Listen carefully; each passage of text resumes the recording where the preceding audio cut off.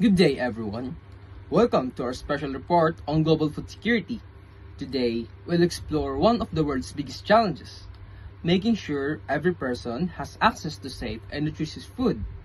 To begin, let's head to Uganda, where a new discovery is changing lives. Miss Dunsil, what's the story?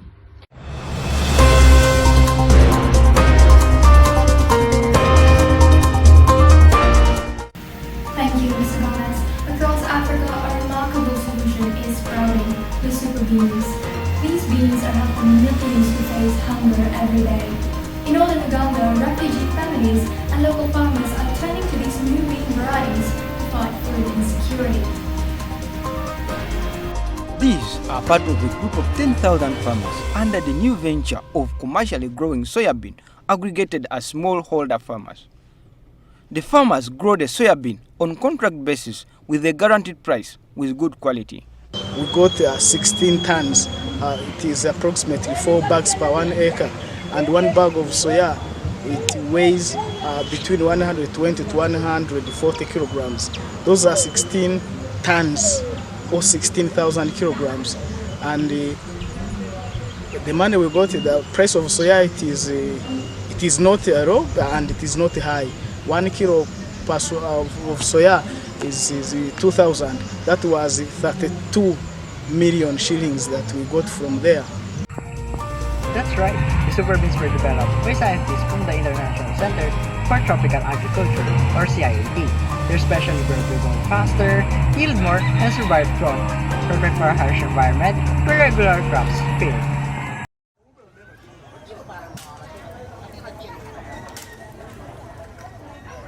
I don't know whether because of the weather, if I compare the quality and the quantity, this time the beans are grown in smaller quantity compared to the other time.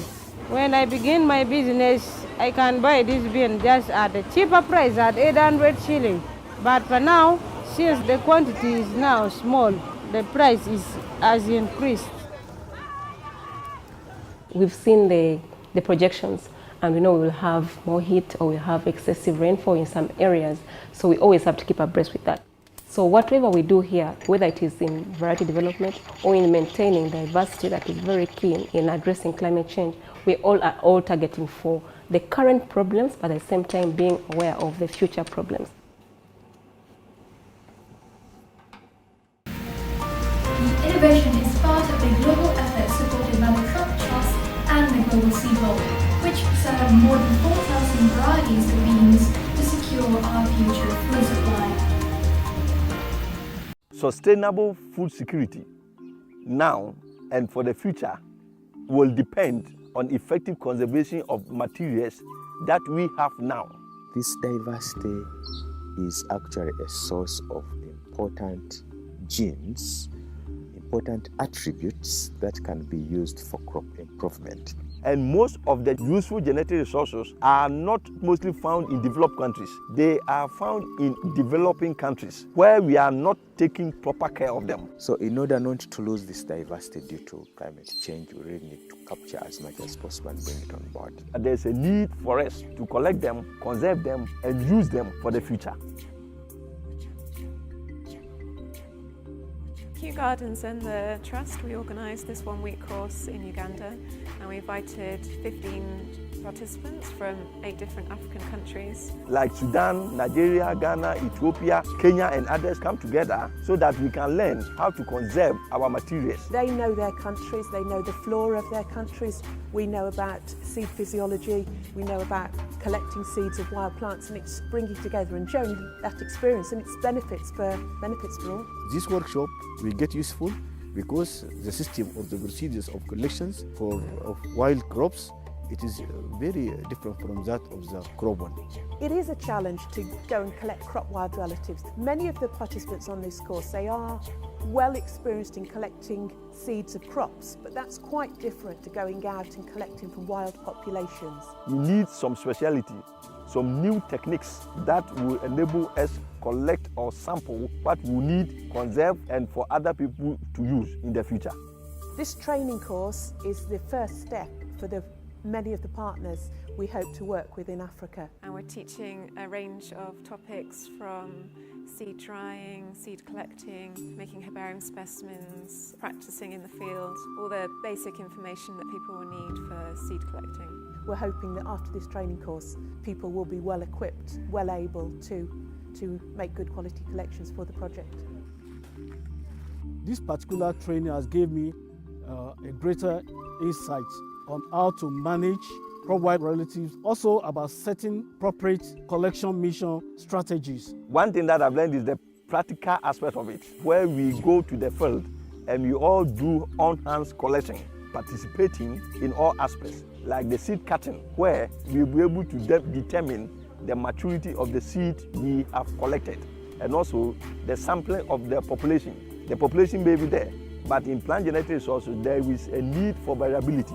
We can use these techniques in order to be applied in our country. Most of these crop relatives, they have useful traits that can be used for drought tolerance, to maximize productivity, Heat resistance, They can tolerate salinity pest and disease resistance. for crop improvement, and for that matter, food security. So there's a need to conserve all these wild relatives now. Some of them are endangered, and the future generation will not have genetic resources material to work with. These seeds are going to be stored for hundreds of years. Who knows what the world's going to be like in 100, 200 years' time? And when they are used, it will form the basis of sustainable food security. we must be very thankful to the government of Norway for this. Because they give a chance to meet the experience of the other colleagues from the different countries, as well as to raise up our skillness in the collections techniques. I think it's a really ambitious project, and it's really important now because pretty well everybody now appreciates that climate change is going to mean that we're going to need different varieties of crops to the ones we've got at the moment. These genetic resources will still be important in hundreds of years' time, and that's really exciting, I think. Refugee communities in Uganda are already seeing the benefits. With these beans, families can harvest in just 60 days. A huge help in areas affected by conflict and unpredictable weather. It's a small seed with a powerful impact, providing food, hope, and resilience. Back to you, Africa. Thank you, anchors. That was inspiring. Innovation truly plays a big role in ending hunger. But to understand the global picture, we need to define what food security really means. Joining me now are analysts. Food security means that all people at all times have physical, social, and economic access to sufficient, safe, and nutritious food to meet their dietary needs for an active and healthy life. This idea started in 1974 when the United Nations defined it as the availability of food at all times. Over time, the concept expanded. It now includes not just food supplies, but also people's ability to access and use it. In fact, food security has 4 important pillars: availability, access, utilization, and stability. Food security. It's not a term you might have heard before, so let's define it. According to the United Nations, food security exists when all people at all times have physical and economic access to sufficient, safe and nutritious food to meet their dietary needs and food preferences for an active and healthy life. There are 4 dimensions of food security: availability, access, utilisation and stability. You might like to explore these further. Australia is one of the most food secure countries. We produce enough food to feed the nation nearly 3 times over. But food security is more than just how much food is produced. For a country to be food secure, there needs to be a consistent supply of healthy food, and it needs to be accessible to all. We already have enough healthy food to feed the world, but the problem is that it isn't distributed equally. Availability means having enough food produced through farming, imports, or reserves. Access is about people's ability to obtain food, both physically and financially. Utilization refers to how food is used, including its nutritional values and food safety. Finally, stability ensures these conditions remain consistent over time.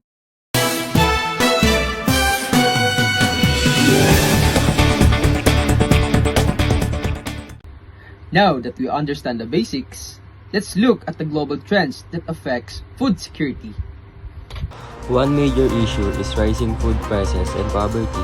In 2007-2008, the world faced a food prices crisis. Price of rice, wheat, and maize rose drastically. This pushed millions into hunger, especially in developing countries. For the first time since 2019, the latest joint UN agency hunger report shows progress.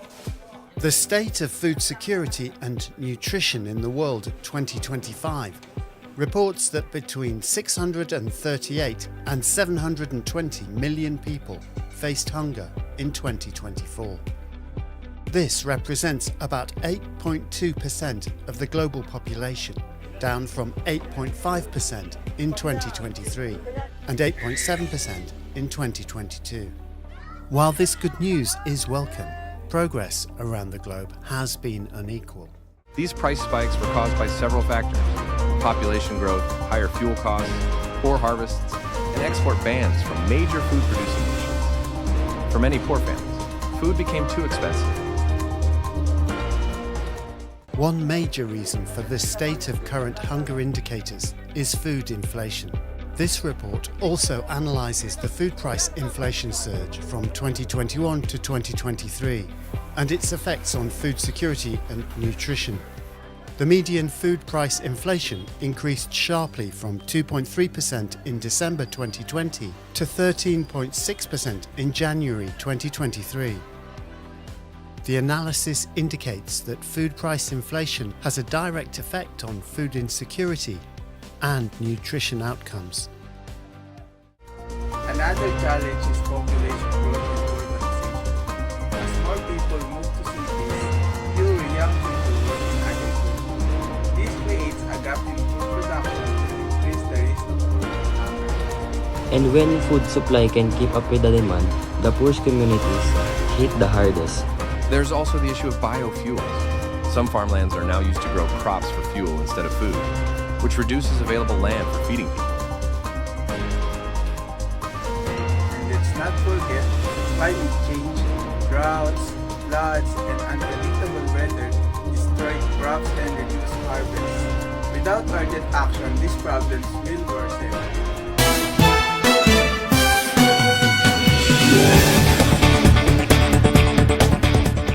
So, what can be done to ensure food security for all?